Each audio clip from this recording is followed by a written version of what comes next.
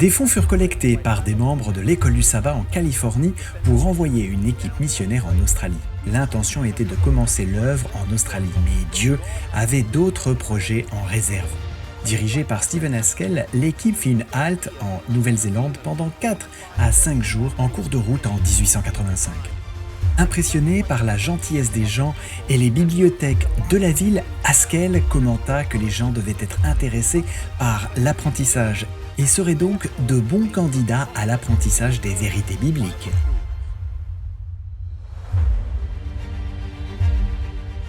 Après s'être installé à Melbourne, il décida de retourner en Amérique et s'arrêta en Nouvelle-Zélande en cours de route. Il avait entendu parler d'un groupe d'adventistes qui pratiquaient le dimanche et trouva un logement chez Edward et Lizzie Hare. Ils le présentèrent à d'autres personnes de la région et il organisa quelques réunions pendant quelques semaines. Brisant les règles de l'évangélisation, il présenta le sabbat dès le premier soir et le second avènement la seconde soirée. Ils furent convaincus et l'encouragèrent à rendre visite au reste de la famille Hare qui vivait dans le nord, à Kew.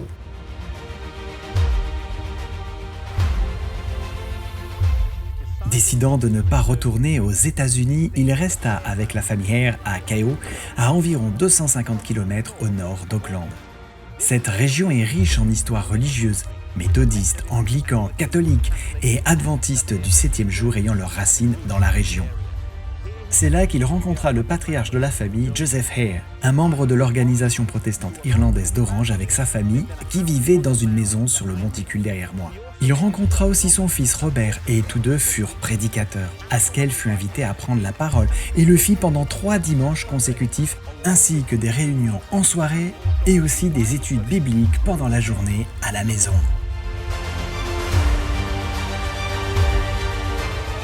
La famille Hare décida de respecter le sabbat et ce chimiste derrière moi finit par être l'un des premiers bâtiments d'église dans lesquels ils se réunirent.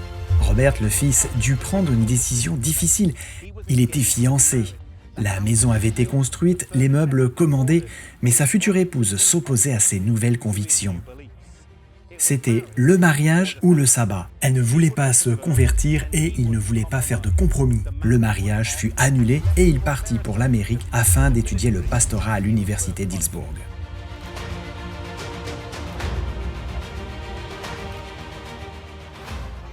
Haskell revint en 1886 et organisa une série d'évangélisation de 2 semaines et avant de partir, il organisa l'église adventiste du 7e jour de Kew, la première en Nouvelle-Zélande, le 23 mars 1886. Haskell envoya un bon rapport à la conférence générale et demanda l'envoi d'un évangéliste. Le choix se porta sur Arthur Daniels, 28 ans, qui deviendra plus tard le président de la conférence générale ayant eu le plus long service.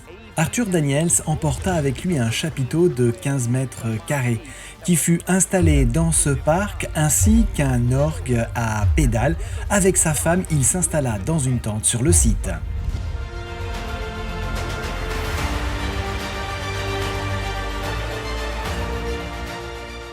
Arthur Daniels dirigea la première série d'évangélisation sous tente à Auckland et attira de grandes foules.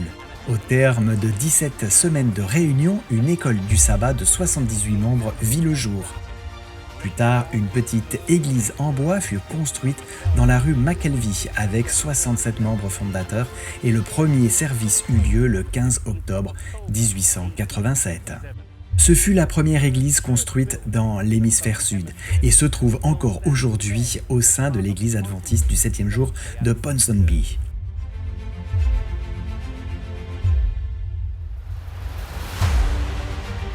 Robert Hare revint rapidement des États-Unis avec son épouse Henrietta Johnson et se lança dans l'œuvre ici même. Quelques années plus tard, une fédération fut formée et l'œuvre progressa jusqu'au sud de l'île avec Stephen Haskell, entre autres, qui y fonda l'église également. Quelques années plus tard, la fédération se scinda en deux en 1915. Une université fut également créée à Longburn, dans la partie sud du nord de l'île. Quand Ellen White vint dans le Pacifique Sud, elle passa quelque temps ici à aider à établir l'église et prit la parole lors du premier camp meeting de Nouvelle-Zélande et commença également à écrire sur la vie du Christ pendant qu'elle était ici.